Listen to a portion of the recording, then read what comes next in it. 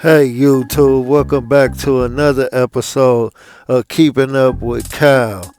Cal's always on the go. Where will we be? No one knows. But today, we headed to the ATL to a podcaster by the name of Big Bank. He's an OG, street guy that's from the city of Atlanta. But, I seen something that he said lately about the Pooh Shiesty Gucci Man situation. And I want to touch on that real quick. But he was on this podcast right here. I'm not too familiar with the podcast that he was on, but or the podcaster. But yeah, he was on here and he touched on something about Gucci Man. He was speaking about the Gucci Man being robbed by Pooh Shiesty situation. Everybody, it's a hot topic, and everybody's been touching on it, giving their opinion or whatnot. But I think he had a real good opinion about the situation, and especially because he's one of Gucci Man's close friends. He grew up with Gucci Man in Atlanta. Through the rap game of him being with Young Jeezy, them as friends, them beefing, and back to them as older men.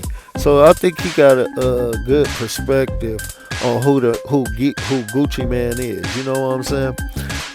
But yeah, he was saying that about this Gucci Man situation, he wasn't really feeling that Gucci Man went in that investigation room and gave them people information, especially seeing how Gucci Man has throughout the years been known as a street guy, known to stand but on the code of silence when it comes to talking to the police.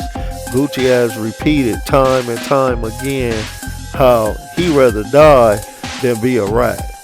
And Big Bank was saying that, now that the tables are turned, as Pooh Shiesty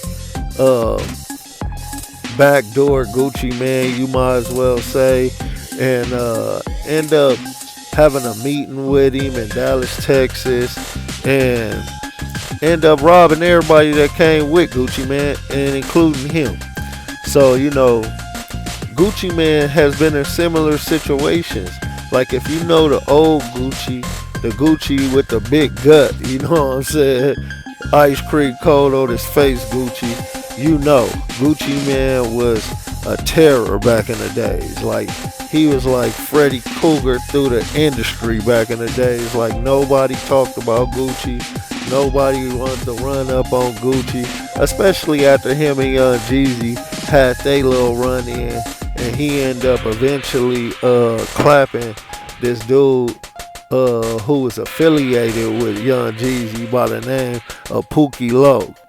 Yeah, y'all remember this song too right here. That's the video is playing actually in the background. Gucci had a lot to say, in that song as far as about the beef and how he feel and who was what. And I don't have to tell you, if you was any type of Gucci Man fan back then, how Gucci was coming, But Big Bank, he said, you can't outgrow the seeds that you planted. You know what I'm saying? And I take that as kind of he saying you reap what you sow. So, once you out there doing all this beefing and talking about beefing and actually clapping people and actually selling drugs and actually being involved in the streets and abiding by the code of the streets, like people don't understand. Like it's a lot of people feel they don't care if you 6 or 60. You can never go back on that code. You know what I'm saying? So yeah, a lot of people saying that, even though Pooh Shiesty was wrong, nobody can be in disagreement of how wrong Pooh Shiesty was for pulling that backdoorish move on Gucci Man. You know what I'm saying?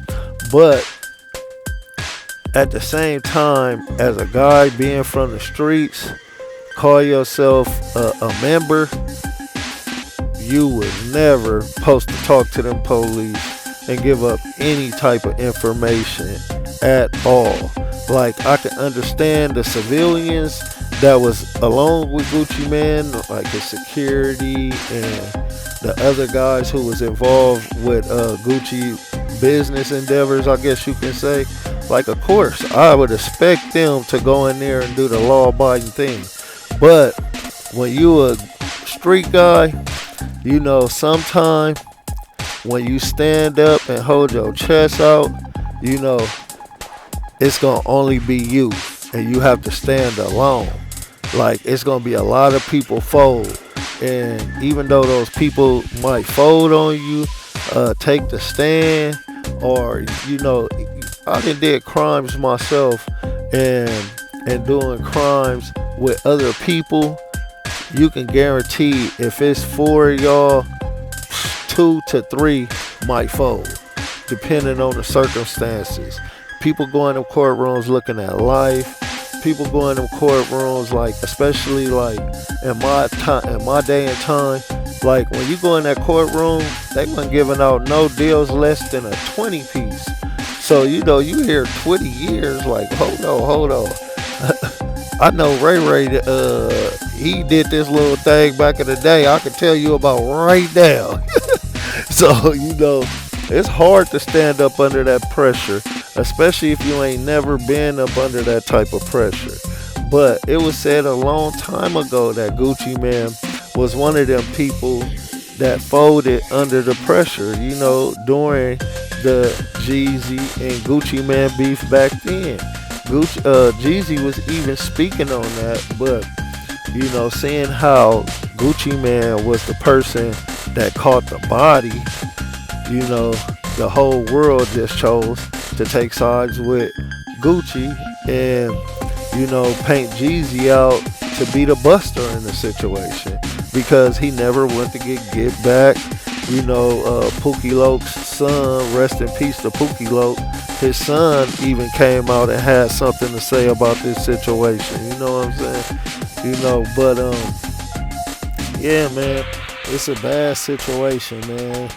And the way you stay up out of this, kids, is just not be involved in the streets at all. You know what I'm saying? Like, people can tell you how stand up they gonna be. People could tell you, oh man, when we get caught, keep your mouth shut. This what we go do. We go stand tall. This for the gang. But at the end of the day, I can tell you from a person that actually been through these things, you don't know what the next man is gonna do in that courtroom. So, you know, with that said, who do you guys think was wrong? Do you think Gucci was wrong for giving up that information to the peoples? Do you think Pooh Shiesty was wrong for the whole way he went around it, the whole way he went about it? And do you think Gucci Man should not be held accountable for having to do what he did, because he's a businessman now and he no longer is living a part of that street life? You know, Gucci went through a lot of things, man, and he speaked on his mental health and how he wasn't in the right place. So let me know what y'all think. I'm out.